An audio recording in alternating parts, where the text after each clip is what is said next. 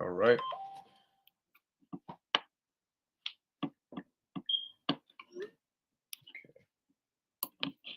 All right. Shalom.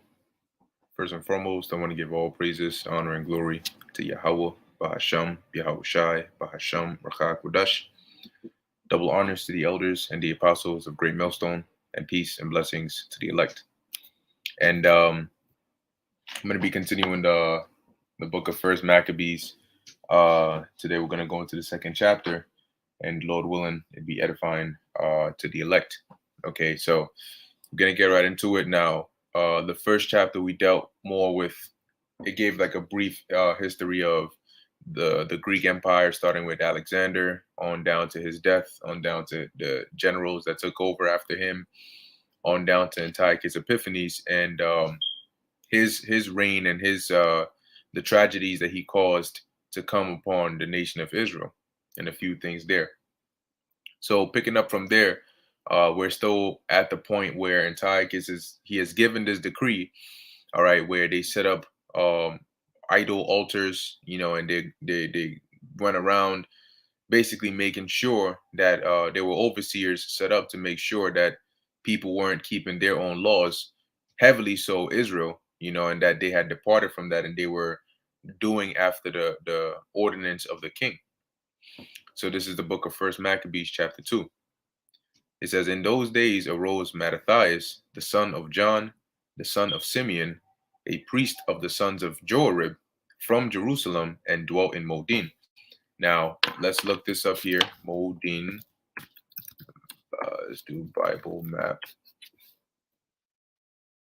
And let's take a look at that. I don't think it's too far from Jerusalem, but does it show us where this place is? Okay. Yep, there we go. So we can see Modin or Modin, however you want to say it, is right here, and Jerusalem is more south, right? Jerusalem is more southeast of Modin. So this is where Mattathias and his sons were, and as it says, a priest, okay, of the sons of Joarib. So they were Levites, right? Because we know that the Levites at this time they were the priests, right? So it says here, verse 2, and he had 5 sons: Johanan, called Caddis; Simon, called Thasai; Judas, who was called Maccabeus; Eleazar, called Avaran; and Jonathan, whose surname was Aphis. And when he saw the blasphemies that were committed in Judah and Jerusalem, he said, "Woe is me! Wherefore was I born to see this misery of my people, and of the holy city, and to dwell there, when it was delivered into the hand of the enemy, and the sanctuary into the hand of strangers?" Because at this time, Jerusalem had been pretty much overran or overrun by the heathens, all right, and wicked Israelites that sold out. They had set up a garrison, a fortress in the city of David. They were slaying people left and right. They were killing women that had their children circumcised. They were killing the babies. They were killing the people that did the circumcision. They had a gym built in Jerusalem, so it was just complete madness going on there.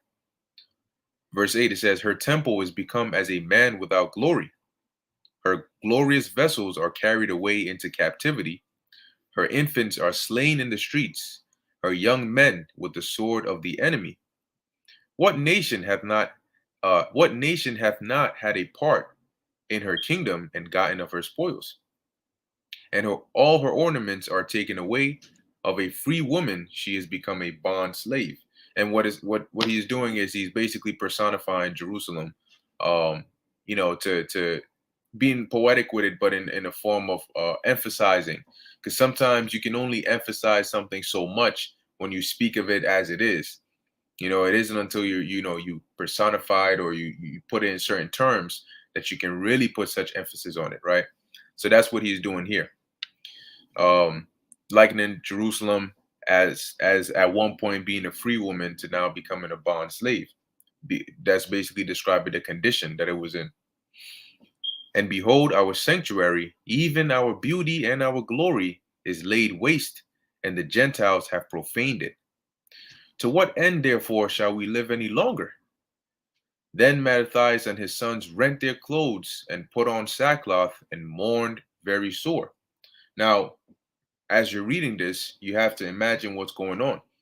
Okay, it's a one-liner, or two verses to us, but when you actually in that actual instance, he wasn't. I mean, I'm reading it in a certain tone because I'm reading the scripture, but you can imagine Mattathias actually saying these things, right? He wouldn't say it emotionlessly, right? Yeah, oh wow, Jerusalem is this, and no, they were mourning.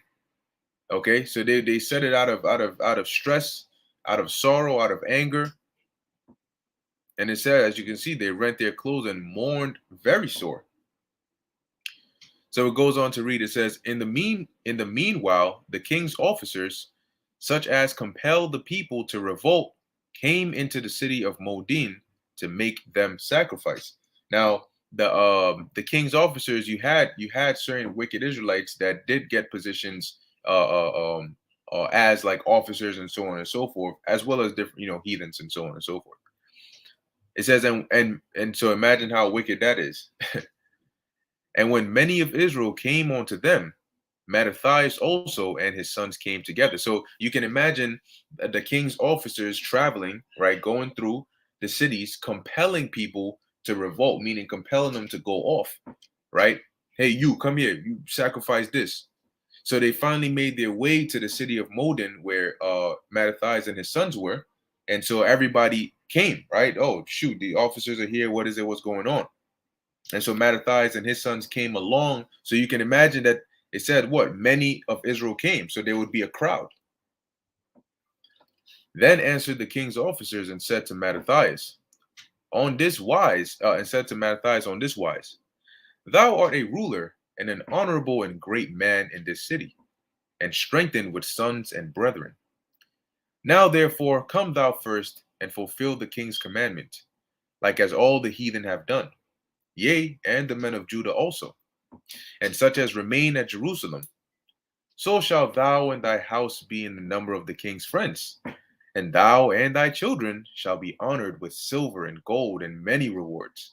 All right, so he's out here trying to entice Mattathias with these, with silver and gold and status, as if that's what he was interested in, right? Um, then Mattathias answered and spake with a loud voice. Right. So once again, now did you gotta, as you're reading this, you gotta visualize it. He said it with a loud voice, not softly in a monotone way. Okay. It says, though all the nations that are under the king's dominion obey him, and fall away every one from the religion of their fathers, and give consent to his commandments, yet will I and my sons and my brethren walk in the covenant of our fathers. God forbid that we should forsake the law and the ordinances. We will not hearken to the king's words, to go from our religion, either on the right hand or the left. Now, when he had left speaking these words, there came one of the Jews in the sight of all to sacrifice on the altar which was at Modin, according to the king's commandment. So here it is, the officers here. There's a crowd here. Mattathias being the priest, right, looked to as a leader. This officer tells him, look, you come, you do this, you set the example, and the rest will follow, and you're gonna get all these perks. And and Mattathias is standing firm with a loud voice, letting it be known so anybody that's around can hear it, that him and those that were with him ain't gonna stand for this. And here it is, you're gonna have of course, some dumb frozen avocado head Israelite gonna walk up, and you can already imagine it. Jake walks up, man, whatever, man. He ain't gonna do it. Shit, give me that. I'll take the silver on some like what's this guy's name? Boozy Badass or whatever. You can imagine somebody like him, you know, mumbling on his way there already. Man, I'll do that shit, man. Give me that pork. Whatever it is, because that's Jake. Okay. So it says here, that's in verse 23, right? So it says, now when he had left speaking these words, there came one of the Jews in the sight of all to sacrifice on the altar, which was at Modin, according to the king's commandment. Which thing, when Mattathias saw, he was inflamed with zeal, and his reins trembled. neither could he forbear to shew his anger according to judgment. Wherefore he ran and slew him upon the altar. So you can imagine Mattathias, you can imagine somebody so angry, so pissed off that this isn't even just like an emotional anger. This is a zealous anger. Okay, this is rage on a different level. Okay, so you can imagine this, and like it says, his reins trembled like Goku about to go Super Saiyan. You could go YouTube that video when he went Super Saiyan for the first time, right? I mean, like, and as it says, he couldn't forbear to show his anger, so he was so angry at that sight that he ran and slew this Israelite upon the altar. Why didn't the Most High punish Mattathias for murder? But as it says, right, he slew this Israelite upon the altar. So Mattathias wasn't a frail old man. You imagine some old, like what was this, verse 24? Somebody like this. They show like a frail old man standing there. Look at this guy. Nah, man. Yeah, even if you were old, you still had strength. So as it says right there, so he ran and he slew him upon the altar. Also, the king's commissioner, who compelled men to sacrifice, he killed at that time, and the altar he pulled down. So Mattathias basically went into a rage, okay? And he slew that Israelite and he slew that king, the king's commissioner. So he wasn't playing around. And he did it out of zeal. All right. You can imagine the spirit of the Lord came upon him and compelled him, to go into this zealous rage and to put these people to death. So it says here, verse 26, thus dwelt he zealously for the law of God, like as Phinehas did unto Zambri, the son of Salum, which the account of this is in Numbers, the 25th chapter. So let's read that real quick. Now, as you can see, it says the sin of Peor. It says Numbers 25:1, and Israel abode in Shittim, and the people began to commit whoredom with the daughters of Moab. And they called the people unto the sacrifices of their gods, and the people did eat and bow down to their gods. So, and this is the Moabite women, all right, called the Israelites, okay, and the Israelites went, all right, to the sacrifices of these heathens and ate of their sacrifices and bowed down to their gods. And this is almost like your woman committing adultery and you witnessing that, like her being called by another man, and she's going there and she's willing, that she's actually actively committing adultery before you. That's why the Lord, the first commandment is not having any other gods beside the Lord. Verse 3, and Israel joined himself onto Baal Peor, which when you look that up, I believe it's Lord of the Gap. It says, and the anger of the Lord was kindled against Israel. And the Lord said unto Moses, take all the heads of the people and hang them up before the Lord against the sun, that the fierce anger of the Lord may be turned away from Israel. And when you look this up in the other translations, let me actually do that now. You'll see, I think it's Bibles. Yep. So for example, the NKJV, then the Lord said unto Moses, take all the leaders of the people and hang the offenders before the Lord out in the sun, that the fierce anger of the Lord may turn away from Israel. You have the NLT. It says, the Lord issued the following command to Moses. Let's keep in mind the Most High, God, right? God is love, right? God told Moses, that we all know about, to what? Seize all the ringleaders and execute them before the Lord in broad daylight. What, isn't that like a fatality or like a brutality? What's going on? God does not kill. Killing is evil. Why would God do such a thing?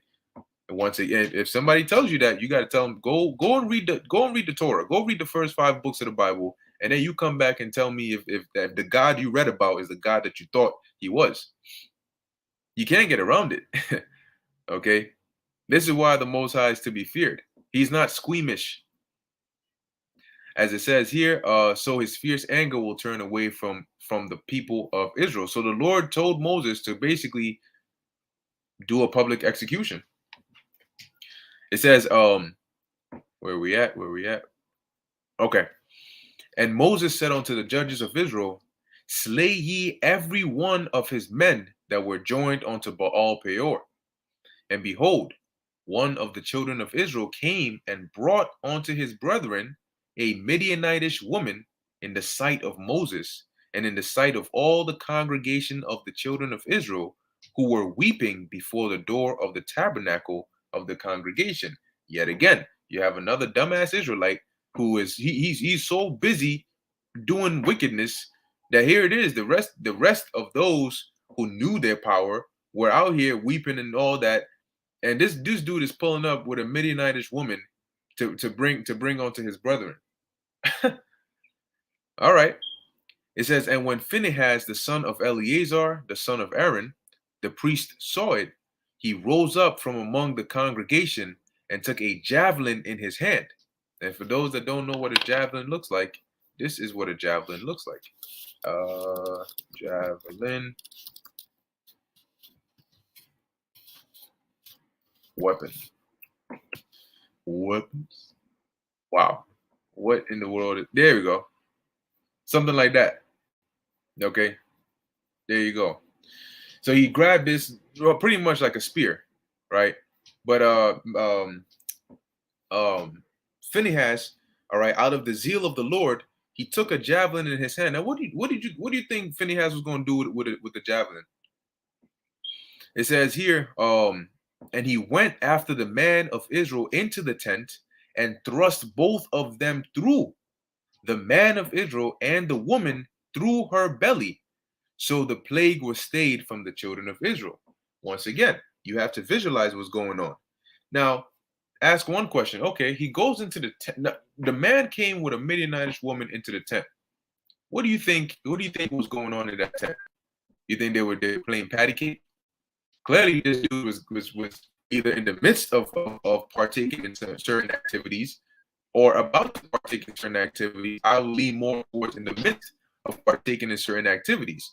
Reason being, if Phinehas came into the tent and it says, from the way it says it, he thrust both of them through, right? Now, a javelin is only so long.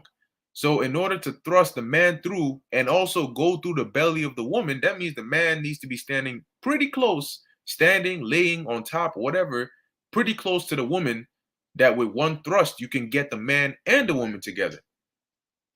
You know, like it's not really funny, but you know, like how they have certain sandwiches or the cube sandwiches where they got the little toothpick thrust right through the whole thing. So, you know, but the point is they were thrust through. Okay. And that takes a fierce spirit to do that, right? But that's how zealous, all right, that our people, our forefathers were for the law of the Lord. It says here, so the plague was stayed from the children of Israel. Now let's see, what was the Lord's reaction to Phinehas taking a javelin and stabbing through an Israelite man and a Midianitish woman? It says, and those that died in the plague were 24,000. And the Lord spake unto Moses, saying, Phinehas, the son of Eleazar, the son of Aaron the priest, hath turned my wrath away from the children of Israel, while he was zealous for my sake among them, that I consumed not the children of Israel in my jealousy.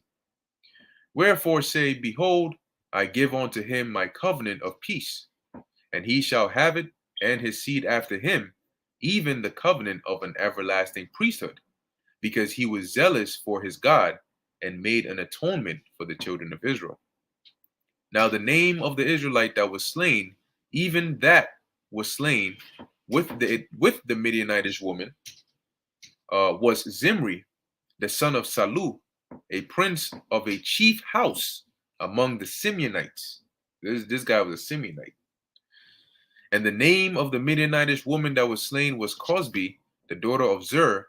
He was the head over the people and of a chief house in Midian.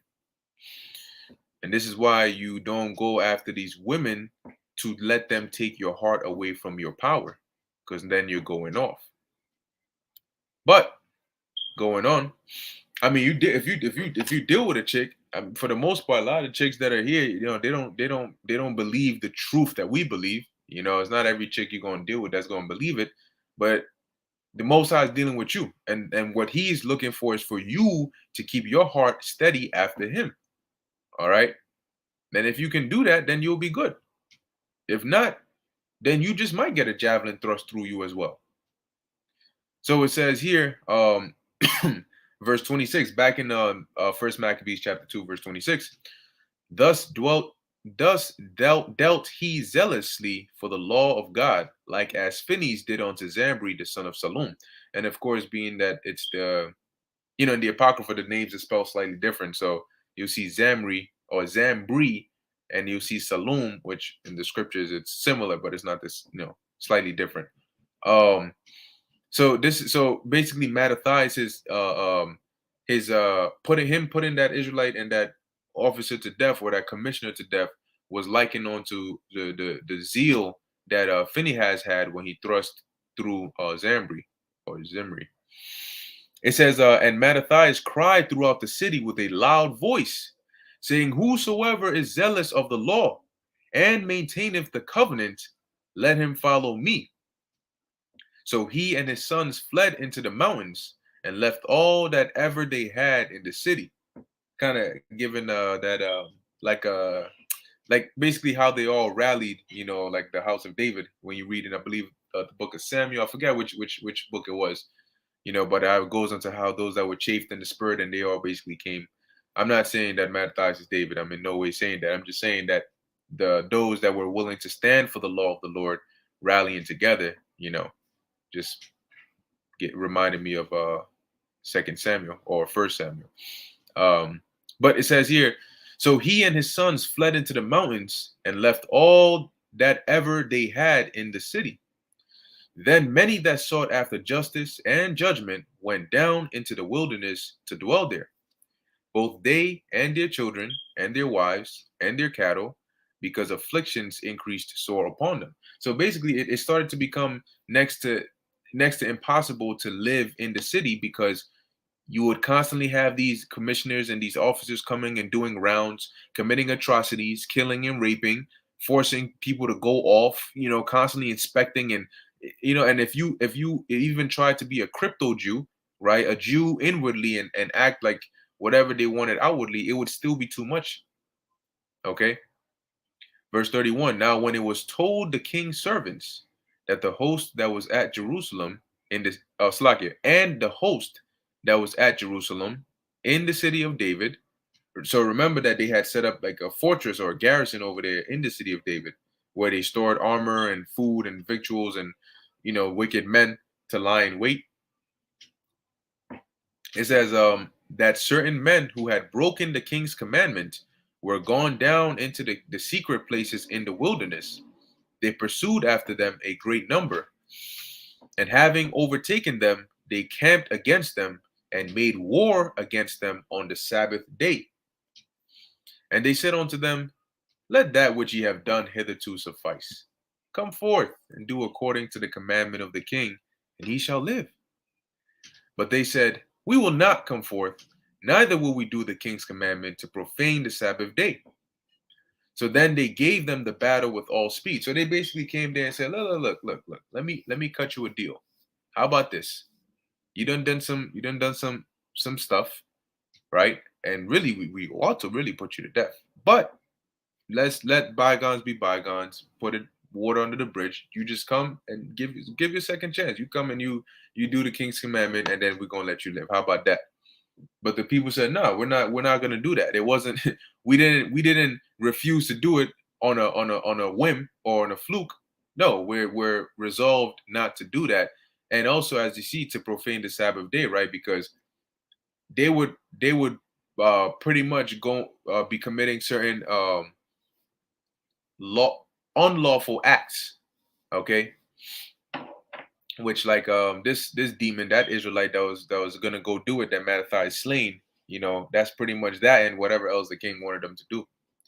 It says, so then they gave them the battle with all speed. So they basically said, all right, your choice, and they basically rushed on them and just started killing them. Howbeit they answered them not. So the Israelites that were resolved to stand for the law of the Lord, they didn't fight back. Neither cast they a stone at them, nor stopped the places where they hid. So they didn't even try to defend themselves or try to secure where they were hiding, and they just basically let whatever happen happen. It says, but said, let us die all in our innocency. Heaven and earth will testify for us that ye put us to death wrongfully. So they rose up against them in battle on the Sabbath, and they slew them with their wives and children and their cattle to the number of 1,000 people. So they slew 1,000 Israelites because those Israelites refused to do after the king's commandment. So think about Revelation 13 and 15, that all that would not worship the image of the should be killed. So guess what? In this time, they're going to come, and you will have certain Israelites that are going to be forward, and they're going to go in right away. And then you're going to have other Israelites that are going to stand firm, which are the elect for the Lord. But this time, the Lord is not going to let them just get touched. Okay, Isaiah 59 and 19. The Lord is going to lift up a standard. Um, Verse 39, now when Mattathias and his friends understood hereof, they mourned for them right sore. So when they heard about the news, they were very sorrowful, and they mourned. And one of them said to another, if we all do as our brethren have done, and fight not for our lives and laws against the heathen, they will now quickly root us out of the earth. At that time, therefore, they decreed, saying, whosoever shall come to make battle with us on the Sabbath day, we will fight against them. Neither will we die all as our brethren that were murdered in the secret places. So they basically resolved to say, you know what? This is a decree that we're making, that even though it's the Sabbath, we're going to need to make an exception, because if they come to fight against us, we're going to fight back. Because we can't just sit here and just let them kill us all. Right? So that's an account of, you got to do what you got to do. Right? That's what they did. Verse 42. It says, then came there unto him a company of Assyrians, who were mighty men of Israel, even all such as were voluntarily devoted unto the law. Which, when you do some research on it, they basically say that the Pharisees descend, like the sect of the Pharisees was formed via the Assyrians, or the Hasidim, or Hasidians, however they call them. Not Hasidim, Hasidians or Assyrians. Basically, they said later on in time, because these were the ones that were devoted onto the law, that refused any Hellenistic, any Hellenistic assimilation. And in time, in future on, the sect of the Pharisees were formed. So going on, verse 43, it says, also all they that fled for persecution joined themselves unto them, and were a stay unto them. So they joined their forces, and smote sinful men in their anger, and wicked men in their wrath. But the rest fled to the heathen for succor. So they started fighting back. Okay, and at this point, their father Mattathias was with them. The Hasmonean family and those that were joined onto them, they basically started fighting back against wicked Israelites, sinful men, started putting them to death. And then those that, when they realized that Jake was standing up, the righteous of our people were standing up, they started running back to the heathen, for succor. Then Mattathias and his friends went round about and pulled down the altars. Because remember, in the first chapter, it tells you how they set up idol altars. And what children soever they found within the coast of Israel, uncircumcised, those they circumcised valiantly. They pursued also after the proud men, and the work prospered in their hand. Yeah, because the Most High was with it. So they recovered the law out of the hand of the Gentiles, and out of the hand of kings. Neither suffered they the sinner to triumph. Now, when the time drew near that Mattathias should die, so in process of time, as they kept fighting on back, he was already getting older and older. So when it got to the point when it was time for him to die, he said unto his sons, now hath pride and rebuke gotten strength, and the time of destruction, and the wrath of indignation. Now therefore, my sons, be ye zealous for the law, and give your lives for the covenant of your fathers. Call to remembrance what acts our fathers did in their time, so shall ye receive great honor and an everlasting name. Right? So Romans 15 and 4, he was basically telling them, as he was doing, to call to remembrance the deeds that our forefathers did. All right. And that would basically comfort you in knowing, because those deeds the Lord rewarded them for. So it would put you on the right path, remembering, okay, such and such or such and such and such and such, what did they do? How did the Lord interact with them? And why did the Lord treat them the way he did? Because they clearly all had something in common. So it says here, was not Abraham found faithful in temptation? And it was imputed unto him for righteousness. Joseph, in the time of his distress, kept the commandment and was made Lord of Egypt. Yeah, because Potiphar's wife wanted to commit adultery with Joseph, but he refused. And even when he was accused and thrown in jail, he still stayed faithful to the Lord, and the Lord raised him up. Now, he was in there for 2 years. 2 years, you may read over it, like I say, like a one verse or one liner, but 2 years is a long time. All right. 2 years, that's what, 20, that's 2020. That's from 2020 to now, however long that's been. Now imagine that. You stand for the law of the Lord. You say, Lord, I'm not gonna do this. And you get thrown in prison wrongfully. And here it is, you're waiting for some miracle. You're waiting for the Lord to do something, and 2 years go by. Some Israelites would have lost a lot of faith. I mean, not a lot of faith, but a lot of Israelites would have lost faith. Man, Lord, just left my ass in here. It's been a whole year. Well, I've been in here for a whole year. But with faith, also, you got to have patience. Let patience have her perfect work. So, verse 54 says, Phineas, our father, in being zealous and fervent, obtained the covenant of an everlasting priesthood. Jesus, for fulfilling the word, was made a judge in Israel. Now, I read this verbatim because this is referring to Joshua, okay, the successor of Moses. Now, it says Jesus here because in Joshua in the Hebrew is Yahushai, but when translated, I believe into Greek is let me see, it's Yoshua or something like that. Let's see, Joshua in Greek. Oh, would you look at that? The Greek Septuagint translation of the Hebrew Bible and Greek New Testament consistently render both Hebrew names Yehoshua, whence Joshua, and Yeshua, whence Jeshua, into Koine Greek as Iosus, whence Jesus. So that, or Iesus, that name Jesus is not even Greek. All right. The letter J didn't exist at the time of the Greeks speaking their language. So they didn't call him Jesus. This is how they called him, Jesus. Okay. Which Jesus is Joshua in English. Okay. Jesus is just like some, a transliteration or a translation or however it is of it. But the actual Jesus is Joshua in Greek. So when you see Jesus over there, the actual name is Joshua. And the Hebrew name for Joshua is Yahweh.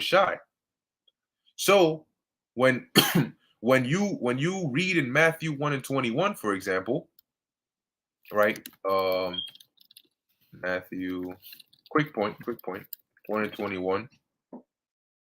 You'll see it says here, speaking of the birth of the Lord, right? It says, and she shall bring forth a son, and thou shalt call his name. Now, I'm just going to say it verbatim just for edification's sake, but thou shalt call his name Jesus, for he shall save his people from their sins. So now, clearly, when you see this Jesus here, you should know, oh, really, this is Jesus in the Greek, which goes back to the Hebrew of Joshua, which is Yahushai. Now, ye shall call his name Jesus. First off, Mary was not speaking Greek, nor neither, or let me say, she did not name him or give him a Greek name. Neither did she give him an English name, right? So if we know this name Jesus is really supposed to be Joshua, would it not make sense that Mary will give her son a Hebrew name? Would it not make sense that the angel would tell Mary to call him? The angel would be speaking to Mary in Hebrew anyway. We're just reading it in English because it's been translated. This conversation was being had in Hebrew. So in Hebrew, this Jesus wasn't there. The angel didn't tell Mary, call his name. Let me see. Let me make sure. Then Joseph, but while he saw these things, the angel appeared unto him. Okay, Salakia. This wasn't to Mary. This was to Joseph. Okay, so it says here, but while he thought on these things, behold, the angel of the Lord appeared unto him in a dream. So the angel came unto Joseph, right, saying, Joseph, thou son of David, fear not to take unto thee Mary thy wife, for that which is conceived in her is of the Holy Spirit. Right? So it says here, and she shall bring forth a son, and thou shalt call his name. Right. So when this angel was speaking to Joseph, what language was this angel speaking to Joseph in? Was Joseph a Greek speaker? Was Joseph an English speaker? No, Joseph was a Hebrew. He was an Israelite. So the angel would be speaking to Joseph here in Hebrew. And in Hebrew, this name is Yahushai, which when translated to Greek is Jesus, which when translated to English properly is really Joshua. So that's just a little bit on that. But going back to First Maccabees chapter 2, we left off in verse 55. This is talking about Joshua, okay? And that's just more proof showing you that the Yahushai's name, right, the Messiah's name is actually Joshua, which in the Hebrew is Yahushai. So it says, Caleb, for bearing witness before the congregation, received the heritage of the land. David, for being merciful, possessed the throne of an everlasting kingdom. Elias, which is talking about Elijah, for being zealous and fervent for the law, was taken up into heaven. Ananias, Azarias, and Misael, by just more commonly they're known as Shadrach, Meshach, and Abednego, but those were actually Babylonian names that were given to them. Okay, these were the actual Hebrew names. So it says, by believing were saved out of the flame. Daniel, for his innocency was delivered from the mouth of lions. And thus consider ye throughout all ages that none that put their trust in him shall be overcome. So this is what Mattathias was exhorting his sons with. And likewise, we can exhort one another in these times and in the deadly times that we're very quickly approaching in these things. This is why it's good to know these scriptures and to read these scriptures, because how would Mattathias know this if he wasn't reading the scrolls, if he wasn't, well versed? And through that he was able to pass on this good exhortation not only to his sons but to us in the future who would be reading this. So us in this time, we need to do the same thing and recall our forefathers in the past and what they did and how the Lord delivered them, and have that faith that the Lord is going to deliver us now. So it says here, fear not then the words of a sinful man, for his glory shall be dung and worms. Today he shall be lifted up, and tomorrow he shall not be found, because he is returned into his dust, and his thought is come to nothing. Wherefore, ye my sons, be valiant, and show yourselves men in the behalf of the law, for by it shall ye obtain glory. And he wasn't telling them, get out there and go find as many women as you can and get your body count up. That's not what the advice he was giving them. Okay? And behold, I know that your brother Simon is a man of counsel. Give ear unto him always, he shall be a father unto you. As for Judas Maccabeus, he hath been mighty and strong, even from his youth up. Let him be your captain, and fight the battle of the people. Take also unto you all those that observe the law, and avenge ye the wrong of your people. Recompense fully the heathen, and take heed to the commandments of the law.